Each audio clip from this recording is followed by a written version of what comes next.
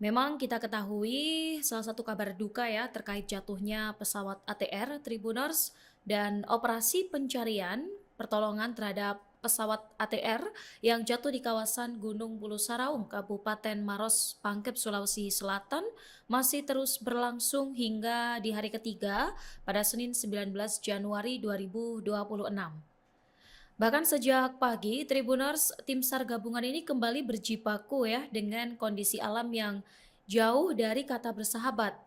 Karena di sana ini nampak kabut tebal ini masih menyelimuti kawasan pegunungan, membatasi jarak pandang tim di lapangan.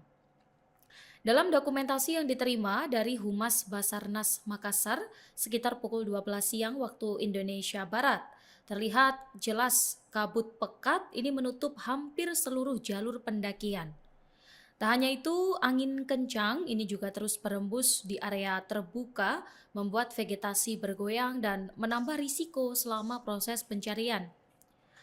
Dari jalur pendakian, ini yang harus dilalui tim SAR pun terbilang ekstrim Tribuners. Medannya ini cukup terjal, licin, dan dipenuhi bebatuan basah yang mengilap akibat hujan dan embun. Beberapa anggota tim SAR ini bahkan harus memegang bebatuan dan juga tanaman di sekitar jalur untuk menjaga keseimbangan saat melangkah. Memang tim SAR ini pada setiap langkah menjadi penuh perhitungan, mengingat kesalahan kecil saja bisa berujung fatal di lereng gunung yang curam. Kemudian kondisi cuaca dan medan yang sama ini sebenarnya sudah dihadapi oleh tim SAR sejak hari sebelumnya. Bahkan faktor angin kencang, kemudian hujan, kabut tebal, serta medan curam inilah yang membuat proses evakuasi korban pertama belum bisa dilakukan pada operasi di hari kedua ya di Minggu 18 Januari 2026. Untuk korban laki-laki yang ditemukan di jurang sedalam kurang lebih 200 meter di kawasan puncak gunung, ini masih harus menunggu hingga kondisi memungkinkan untuk dievakuasi dengan aman. Dari Kepala Basarnas RI, Marsikal Madya TNI Muhammad Syafi'i, sebelumnya menyampaikan bahwa pihaknya telah menyiapkan dua opsi evakuasi. Jadi opsi pertama ini dilakukan melalui jalur udara menggunakan helikopter dengan rencana pendaratan di puncak gunung dan evakuasi menggunakan metode hoist. Namun jika jalur udara ini dinilai tidak memungkinkan, tim SAR gabungan akan melakukan evakuasi melalui jalur darat meski membutuhkan waktu dan tenaga yang jauh lebih besar. Tak hanya fokus pada evakuasi korban, Basarnas juga menegaskan bahwa proses pencarian ini mencakup pengumpulan serpihan pesawat dan serpihan ini nantinya akan menjadi bagian penting dalam proses investigasi yang dilakukan Komite Nasional Keselamatan Transportasi.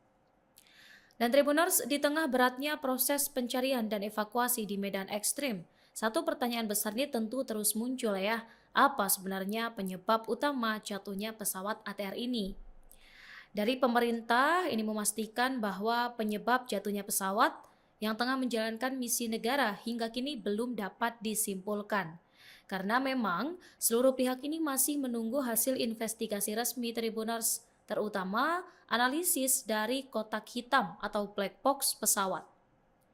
Dari Menteri Perhubungan Budi Purwagandi menyampaikan bahwa hingga saat ini black box pesawat dengan nomor registrasi PKTHT ini belum ditemukan. Padahal perangkat ini menjadi bukti utama dalam mengungkap penyebab kecelakaan.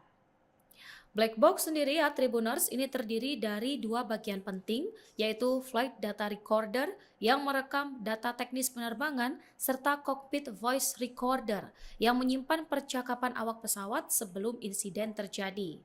Data inilah yang nantinya akan dianalisis oleh KNKT untuk mengetahui apa yang sebenarnya terjadi sebelum pesawat jatuh. Dan sebelumnya dari tim pencarian ini sempat menemukan sebuah kotak ya di area serpihan pesawat.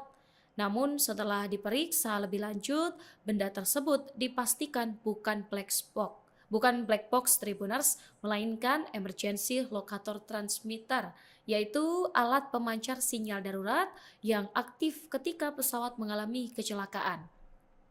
Dan meski penyebab kecelakaan belum diketahui, Kementerian Perhubungan menegaskan bahwa pesawat ini dinyatakan dalam kondisi layak terbang ya sebelum menjalankan misinya. Dudi juga menjelaskan bahwa penerbangan ini merupakan bagian dari tugas rutin Kementerian Kelautan dan Perikanan dalam melakukan pengawasan wilayah laut Indonesia. Dan untuk mendukung tugas tersebut, KKP menggunakan pesawat milik PT Indonesia Air Transport.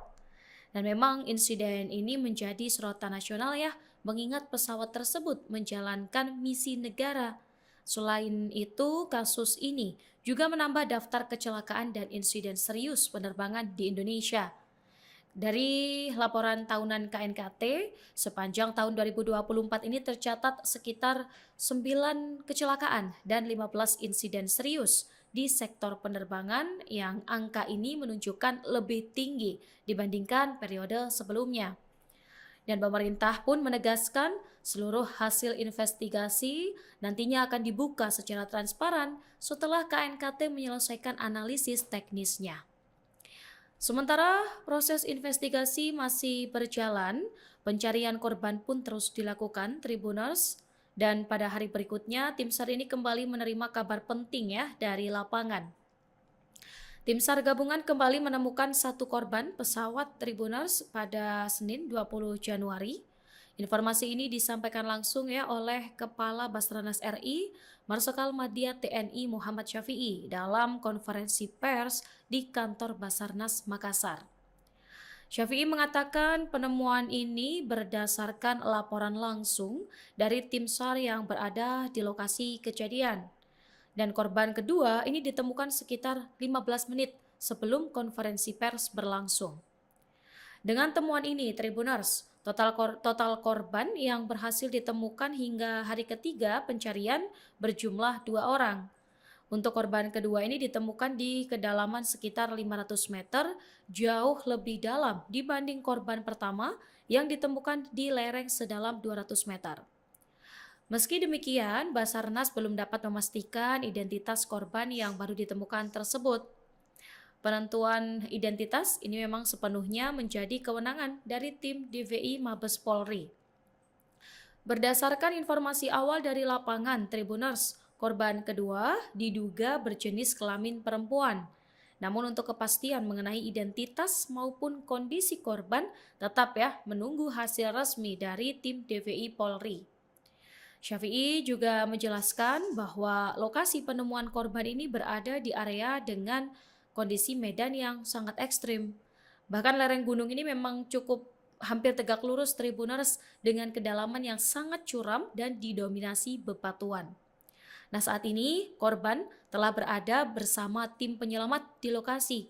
Namun untuk proses evakuasi masih belum dapat dilakukan ya karena cuaca dan medan ini belum mendukung.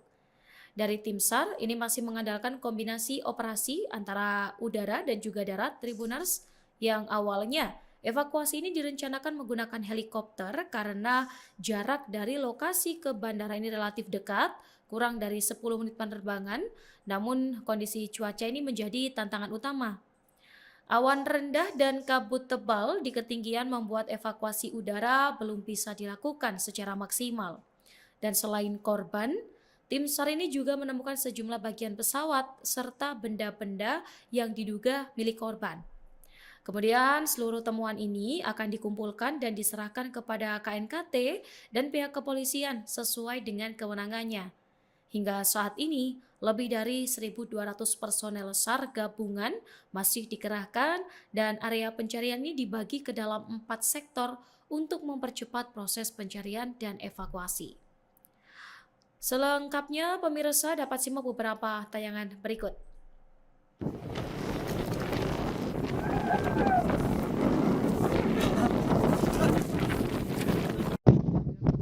Ada satu, iya, salah satu dibawanya ini di puncak baru turun lagi sini. Puncak kedua.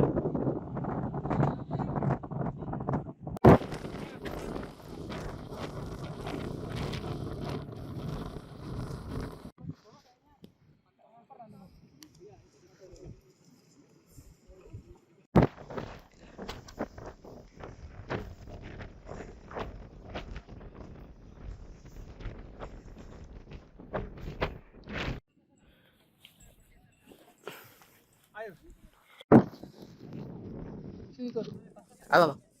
Ini beraki bang, bahaya jangan ki.